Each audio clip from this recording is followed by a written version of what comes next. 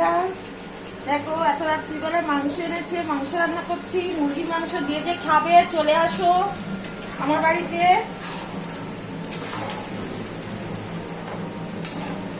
কেমন হয়েছে মাংসটা কি জানিও।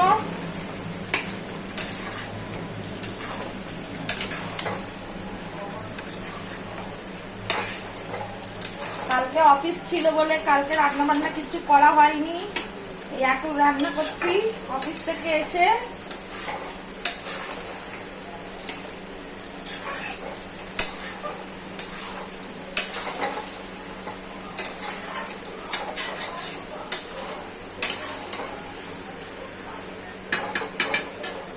হাই, কেমন আছো সবাই?